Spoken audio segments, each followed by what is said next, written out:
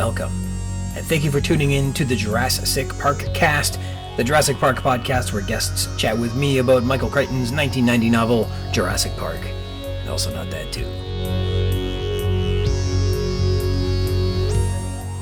A big shout out to Christoph Oakes of Snale, and a big thank you to him for letting me use his band's music to score this podcast. You can find his music on Spotify and on Bandcamp.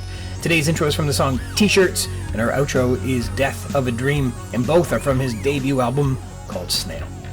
Alright, in this excerpt from episode 35, Return, I celebrate a listener's response after I posed the question, wait, if all the raptors being kept in the raptor pen, or that caged off area, were all there, who the heck was laying eggs out in the park?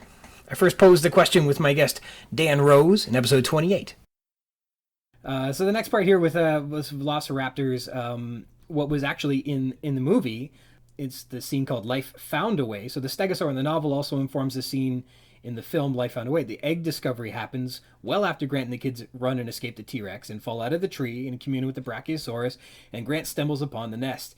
And then just reveals off the top of his head that the frog DNA means that the dinosaurs must be changing genders because some West African frogs are known to spontaneously change sex from male to female in a single-sex environment, and then he chuckles. Geez, I guess Malcolm was right. So we remember there's only 3 Velociraptors. So like, I don't know, in the like 3 Western African frogs like wind up in like a trio somewhere one day and just, well, I guess I'll be a man then. Like, how does this happen? There's only 3. I mean, it sounds like an odd number.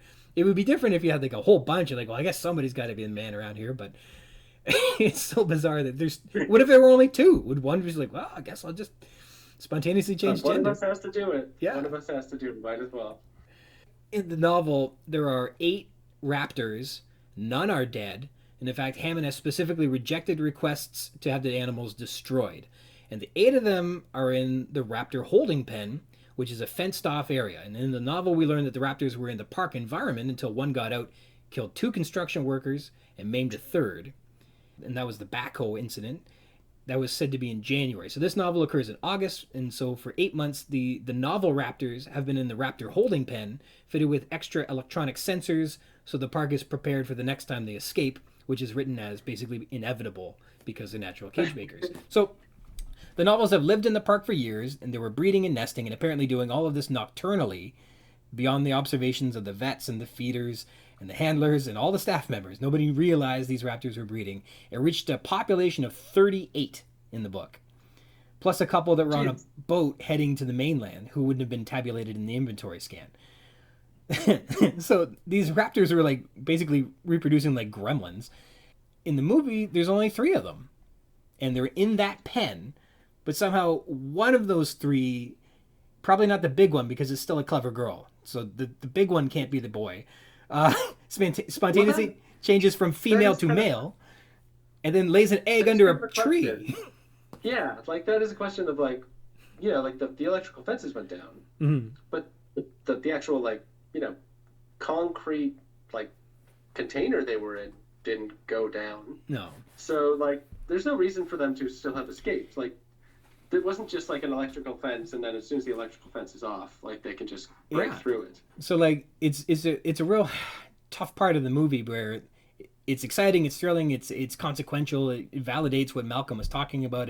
It tells this story that life can't be contained, that it breaks free and finds a way dangerously if you know at times, but it doesn't practically make any sense that these 3 raptors that were all tied together somehow were somewhere else in the park also having babies. Yeah. Unbeknownst to the handlers that were like, they can't, I don't know. It doesn't make any sense. It's kind of like one of those parts that were adapted from the book, but like the connective tissue that was important to what was in the book didn't also get adapted into the film, which is a little disappointing. So for what it's worth, Muldoon was like, there's no reason to have velociraptors. They're uncontainably dangerous. They're unstoppably ferocious.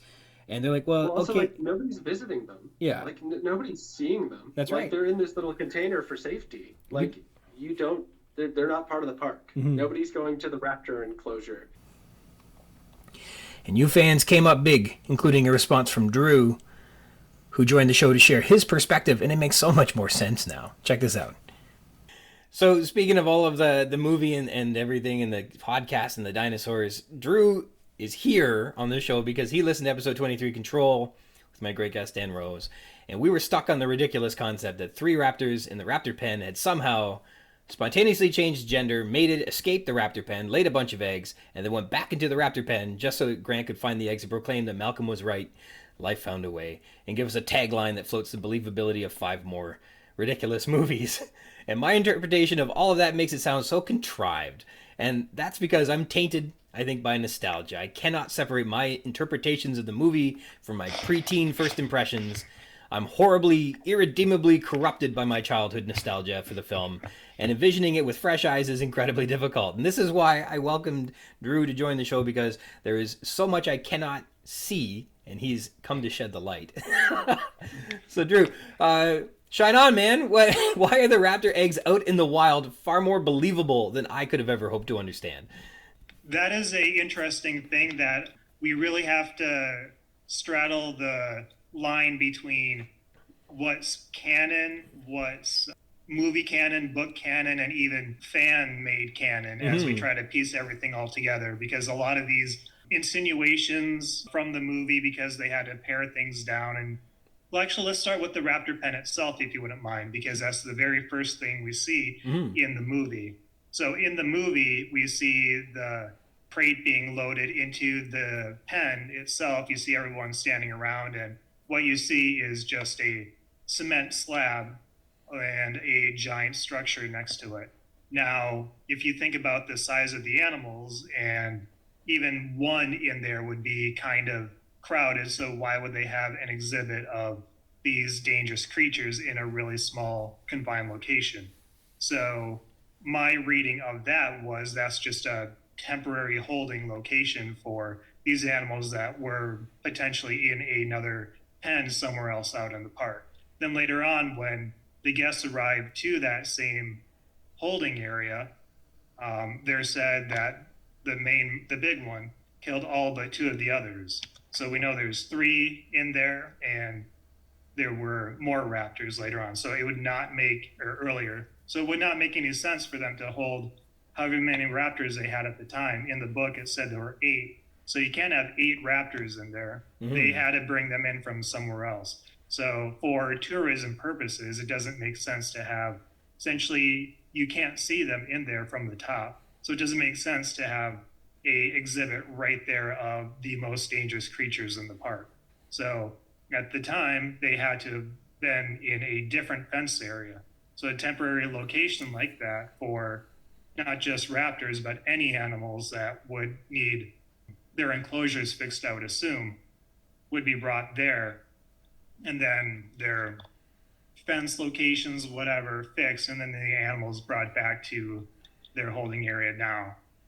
I'm sure that's not how zoos work. Zoos have the containment areas closer to where the animals actually are. But, this is a movie in that sense.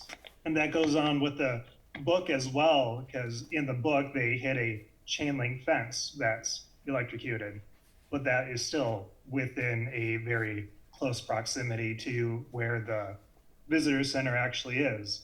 And that doesn't make too much sense either, unless you think about it as a temporary holding facility. That's right. And then I think in the book they were supposed to be in Velociraptor Valley. That would be their pen out in the park. Obviously in the film they would have likely been somewhere in the park on display. But not anymore. Now they're in the pen. All nice and cozy with each other. Yeah, and then in all the maps in 93 that you can find, and even I still have all these many years later, they have an area for velociraptors on the tour map, and it sort of wraps around the T-Rex enclosure, more or less, in a like U or horseshoe shape. And so if you figure that's where the velociraptors originally were, that makes sense. It's a nice big area for animals that do a lot of running and a lot of hunting. And so these animals, the 3 raptors that they have, were brought from their locations to the temporary holding location, and thus they can fix the fence that they were attacking systematically. So it doesn't make sense for them to attack the enclosure that they're at systematically because it's a small location. And so obviously it had been somewhere else that the raptors were attacking when the feeders were coming. And that's how I was envisioning it. And then with that, we get the line from Muldoon, with the big one, she killed all but 2 of the others. And so with the little footsteps we see in the movie after the brachiosaur moment, you really can't match up those footprints with most of the animals, so they'd had to have been the velociraptor footprints.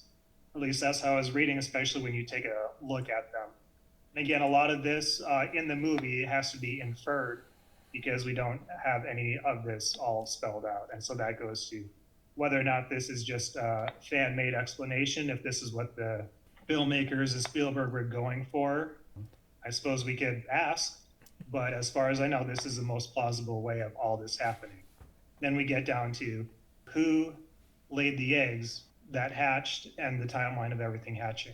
So it's your belief that they were all out in the park and had changed gender, mated, and laid the eggs. And then I like the idea that after that's occurred, maybe that is why the big one gets aggressive. That now that it has a nest to protect or something like that, that is perhaps what instigated it to become more ferocious with the other animals. So maybe this is the inciting incident that leads it to kill all but 2 of the others. And then you're right, they would thrash up their pen and have to be taken away. And that leads us to the opening scene of the film where they're putting the raptors back into containment. So they can go, and you were saying, theorizing, perhaps fix up the facilities because they'd been so much trouble. And that leaves these unsupervised eggs out in the park all by themselves. And that I really like that. And it does make sense for the big one to be so aggressive. I do have to think, though, does that fit the timeline of the introduction of the big one to the paddock? Because we get a line that says when the big one was introduced, then she killed it, but that could just come down to word and placement by Muldoon at that time, because it could say that when the big one was introduced, she immediately killed all but 2 of the others in a immediate introduction. Yeah. How are you? Yeah, I'm a dominance. There we go. I'm a raptorcidal maniac. Exactly. It does sound that way. Yeah, it sounds that way. That as soon as she went in there, she just killed everybody right away. So to me, if that makes sense, that she was very territorial that way and displaying her dominance that way, then that means the eggs were hatched by some other raptor, either maybe one of the 2 surviving ones, maybe in Velociraptor society, for lack of a better word. We can get into that with The Lost World. Maybe the females are dominant and the males are subservient. And in the book, we hear from, was it Wu, who said that the difference between males and females can sometimes be indistinguishable. So for velociraptors, or at least this iteration of velociraptors, that could be true. They cannot see visually which ones are male or female. Or when they spontaneously change, that won't be noticed because there is no visual cue to a regular person. And I think if the raptors were taken away from their nest, put into the holding pen, that this would be a viable reason for them to be attacking the fences, trying to get out of there. And I like that idea. It's not just necessarily they attack the fences looking for weaknesses because the feeders are coming, but they're trying to get back to their eggs. I thought that would be an interesting bit, although that's not really implied at all by the dialogue or the scene, but it would be interesting to me. So it makes more sense in any case than escaping and then laying the eggs. In the book, they say that it takes about 2 months for the eggs to gestate. I thought it was a little longer than that, but... So obviously, visiting with guests has helped provoke interesting questions and reveal insightful responses to the mysteries of Jurassic Park. Obviously, I couldn't have provided these without the help of terrific guests like Dan Rose and Drew Hagen, so thank you very much. And so to recap, why were the eggs out in the park even though all the known raptors at Jurassic Park were being held in a separate containment area? So here's the story as far as we've been able to piece it together so far. The 8 crazed penned raptors were in their velociraptor habitat in the park, called like Velociraptor Valley, which Grant sees displayed on Channel 7 on his television in his hotel room. But eventually they escaped, killing 2 workers and maiming a third, we're told on page 147 of the novel, and we bear some witness to in the opening scenes of the film, you remember. Consequently, the velociraptors were then relocated into the refortified raptor pen, where they're kept presently. But prior to this, the raptors lived in the park. We were told on page 177, quote, most of the dinosaurs had been in their paddocks for 9 months or more, and they had brushed up against the fences more than once with notable results, says Muldoon. 9 months prior to August 1989 brings us to December 1988. And we're also told, quote, dinosaurs mature rapidly, attaining full size in 2 to 4 years. So we now have a number of adult specimens in the park on page 106. So these are adult raptors, likely living in the park for a period of time up until the construction accident, quote unquote, in January 1989, at which point they were placed in the raptor pen. Given the details we're provided with, recall some animals are already 4 months old in the park, the raptors could easily have been living in the park setting for many months, as adults, before they were sequestered. And Drew made a very insightful comment during our interview that once they have nests and mates and juveniles and babies to care for, maybe this is why the velociraptors began attacking the workers. This would be why 2 were killed and a third was maimed, because they were protecting nests or protecting babies or their eggs. Interesting, right? There really isn't much in the text that supports that reading, but nothing refutes it either. It's perfectly viable headcanon interpretation, and full credit to Drew for providing it for us. The tour is in August 1989, and I believe the prologue is in January 1989, so the raptors would have likely been breeding and nesting and such for many months, possibly more than a year, before being relocated. But that's plenty of time for the nests and infants and juveniles to have been bred into the park before the big 8 original ones are extricated. In the novel, there are 8 adults. In the film, there are just 3 that remain, and it was after these attacks that further armaments were added to the safari lodge, hence the fencing, the window frames, and the electrified iron bars. So for perhaps a year, they were out in the park behaving nocturnally, unobserved by the park operators, and breeding. And the novel supports that there were 2 nestings, one prior to the separation in April 1989, when Clarence, the juvenile male chameleon-like raptor, was born, and another, quote, a year ago in 1988. So Clarence would be a second-generation raptor featuring chameleon-like qualities, which the first generation does not show. So what do you suppose that means? Who knows, right? All right, a big thanks to you for tuning in. If you're interested in more of the podcast, you can find it wherever you look for podcasts. Just look for Jurassic Park Cast with the hyphens in there, or Jurassic Park Podcast. That should work too. It should be among the results that you find. And if you like these videos, you can like and subscribe and receive notifications when there are new episodes available. Because obviously there is a lot more to come. Thank you for tuning in. Until next time.